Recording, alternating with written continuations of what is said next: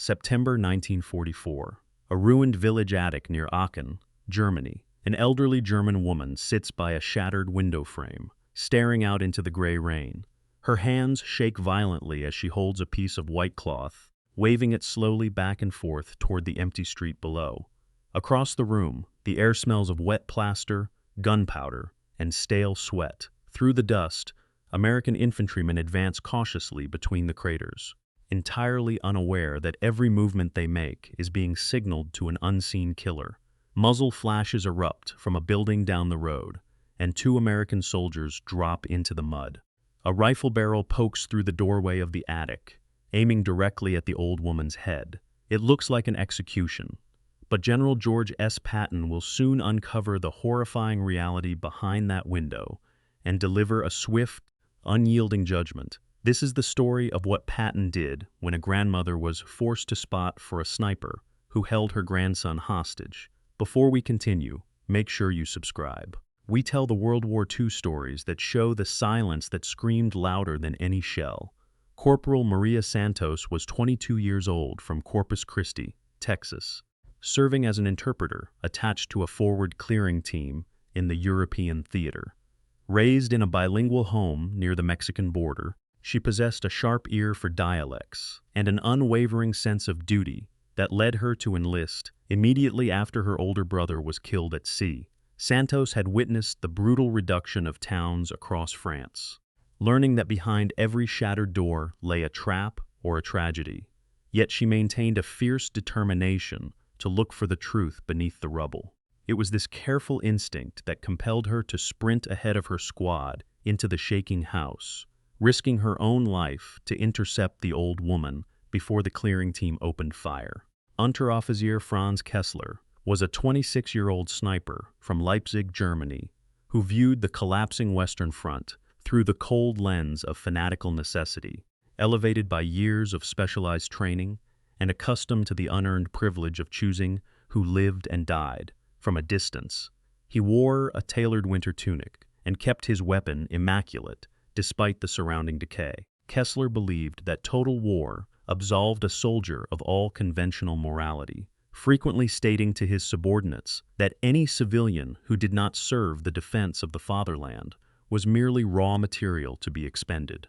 When the American column entered the village, he had immediately secured his tactical advantage by seizing the grandmother's house, confident that his calculated leverage would ensure absolute compliance.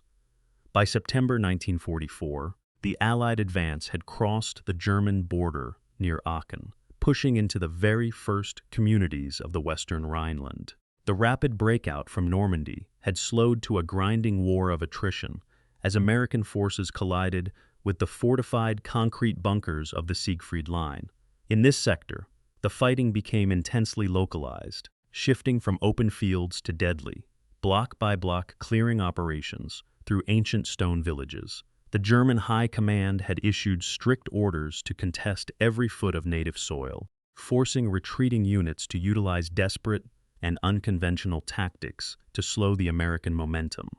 Under the pressure of impending defeat, the traditional boundaries between combatants and non-combatants began to blur entirely under the shadow of total mobilization.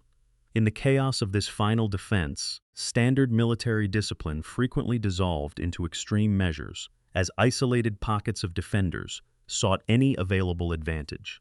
Many frontline commanders turned a blind eye to irregular methods, desperate for tactical intelligence or defensive leverage against the overwhelming firepower of the advancing infantry columns. Coercing local civilians to assist in defense or act as human spotters was an ongoing reality, a grim practice that went largely unpunished by officers who prioritized survival over the rules of land warfare. Most conventional units simply treated these signaling positions as standard enemy targets, leveling entire structures with heavy artillery, without pausing to investigate who was standing behind the glass. The sheer speed of the advance left little room for nuance, and a waving hand from a window was almost always met with an immediate, lethal volley. The clearing team had already positioned their weapons to neutralize the attic window, prepared to treat the location as just another hostile observation post in their path. The American clearing team kicked the heavy oak door off its hinges, their boots crunching on the broken glass that littered the hallway. Santos pushed her way to the front, her rifle lowered, but her eyes scanning the dark corners of the staircase. Upstairs, the old woman was still sobbing, her hands pressed against her face as the white cloth fell to the dusty floorboards. A lieutenant grabbed the woman by her shawl, spinning her around toward the window as two infantrymen covered the street below. "Why were you signaling the sniper?" the lieutenant asked. The old woman collapsed to her knees, her voice cracking in a desperate string of German phrases that the lieutenant could not understand. Santos stepped between them, kneeling down into the plaster dust to face the crying grandmother. "Tell me what happened here," Santos said. "They have my boy," the woman wept, pointing a trembling finger down toward the floor. Santos looked back at the lieutenant, her face tightening as she translated the words. "She says they are holding her 10-year-old grandson in the basement," Santos said. The lieutenant frowned, keeping his weapon trained on the attic doorway. "We just cleared the block, and the only German uniform we saw was across the street," the lieutenant said. "He is downstairs," the woman cried out, grabbing Santos by the sleeve of her field jacket. "He told me he would shoot my little boy through the head if I stopped waving the cloth at your soldiers." Santos stood up, her hand dropping to her pistol belt, as she looked at the heavy wooden cellar door at the end of the hall. "She has been sitting in that window for 3 days, because a sniper held a child at gunpoint," Santos told the lieutenant. The lieutenant shook his head, looking out at the bodies of the 2 American soldiers still lying in the muddy road. "2 of our men are dead because of those signals," the lieutenant said. "I cannot just take her word for it, while there is a killer running loose through these alleys. He fled when your rifles started firing at the front door." The old woman screamed, her eyes wide with terror. "He left the boy tied up in the dark." Santos did not wait for the lieutenant to issue an order. She sprinted down the narrow stairs, kicking open the basement door and plunging into the damp darkness with her flashlight reeled forward. The beam of light cut through the shadows, reflecting off a pair of wide, terrified eyes in the corner of the cellar. A 10-year-old boy was tied tightly to a heavy wooden chair, a dirty rag stuffed into his mouth and wire cutting into his small wrists. Santos sliced the ropes with her combat knife, lifting the shaking child into her arms and carrying him up into the gray light of the attic. The grandmother let out a sharp cry, wrapping her arms around the boy, as they sat on the floorboards, where the sniper had forced her to watch the American lines. The lieutenant looked at the reunited family, then turned to his radio operator with a hollow expression. "Get the command post on the line right now," the lieutenant said. The report reached Patton within the hour. Patton arrived within the hour. His open-top Jeep roared into the shattered village square, its tires kicking up wet gravel as it slid to a halt outside the stone house. 4 polished stars gleamed on his helmet, and the ivory grips of his revolvers rested against his hips. The soldiers clearing the street stopped in their tracks, snapping to attention as the general climbed out of the vehicle. He walked in unannounced, his boots striking the floorboards with a slow, deliberate rhythm. The room fell perfectly silent. He did not look at the lieutenant, nor did he look at the corporal. He walked straight to the center of the attic, his eyes locking onto the elderly woman and the child clinging to her apron. "Are you the one who waved the cloth?" Patton asked. The old woman looked up, her voice a fragile whisper as Santos translated. "Yes, sir," she answered. "Did you know American soldiers were being killed by the sniper across the street?" Patton asked. "I knew men were dying," she said, "but they had my boy in the dark downstairs." Patton studied her face for a long moment, then turned his gaze toward the narrow window. His voice was quiet, but it carried across the ruined room. "The enemy has lost his mind," Patton said. "A soldier fights with lead and steel, not with grandmothers and children. He takes his position on the high ground and he dares the other man to take it from him. He does not hide behind an old woman's skirt while he squeezes the trigger, and he does not hold a 10-year-old boy by the throat to buy himself 3 extra days in a cellar. That is not warfare. That is a criminal operation disguised as a defense." The German army wants us to believe they are defending their soil with honor, Patton continued. But a man from Leipzig, who uses a child as leverage, has no honor left to defend. He is a coward who ran into the alleyways the moment the rifles started firing back. The grandmother is a victim. The child is a victim. The sniper who held this boy hostage is a war criminal. And he will be hunted down like a mad dog through every ditch in Germany. Patton looked at the lieutenant. Give these people immediate protection, the general ordered. Give them rations from our own stores. There will be no charges brought against this woman. She was coerced at gunpoint. Then get on the radio to intelligence. Tell them I want Kessler's name and description sent to every forward unit in the Third Army. He looked at Santos. Your interpreter skills saved a life today and recovered a child, Patton said. That is soldiering. The order was executed with immediate military precision. Two hardened military policemen stepped forward, their leather combat boots clicking against the dusty attic floorboards as they moved past the weeping grandmother. They carried standard army field rations, fresh wool blankets, and heavy cans of clean drinking water, setting them down gently beside the small boy, who still shivered in his grandmother's tight embrace.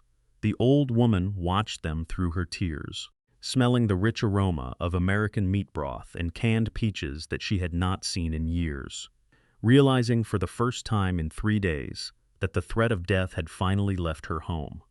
Outside the broken window, a squad of infantrymen gathered in the muddy street, their faces grim as they listened to the radio operator broadcast the detailed physical description of Kessler to every forward checkpoint along the Aachen highway. The local villagers peered out from behind their shuttered windows, watching the American guards take up defensive positions at the entrance of the house to shield the family from any retaliation. There were no handcuffs, no shouting, and no harsh interrogations for the terrified civilians who had been trapped in the middle of a killer's desperate trap. The general's directive spread through the ranks like wildfire, reminding every young private with a loaded rifle that the enemy was using anything to survive. Corporal Maria Santos returned to Corpus Christi, Texas, after her discharge from the Army in late 1945, carrying the memory of that Aachen attic with her for the rest of her days. She married a local high school teacher, raised 3 children, and worked for over 30 years as a Spanish-language interpreter for the federal district court system in South Texas. Santos rarely spoke to her family about the violence of the clearing operations, but she kept a small, frayed square of white cotton cloth inside her jewelry box until her death in 1998. Unteroffizier Franz Kessler was captured by a forward motorized patrol of the Third Army 3 weeks after he fled the village, found hiding inside a hay barn near the town of Jülich. He was positively identified by the emergency bulletins distributed to regional field commanders and was subsequently transferred to an Allied military tribunal to face formal war crimes charges for his treatment of civilian hostages. Kessler was sentenced to 25 years of hard labor, serving his time inside at a secure military prison in Western Germany before his early medical release led to a quiet, bitter retirement in Leipzig, where he died alone in 1974. General George S. Patton never mentioned the incident in his public briefings, but he recorded the brief details of the forced sniper spotter inside his personal diary. On the night the official field report landed on his desk, he noted that the true metric of an army's victory was its ability to separate the helpless from the hostile in the absolute thick of the fighting.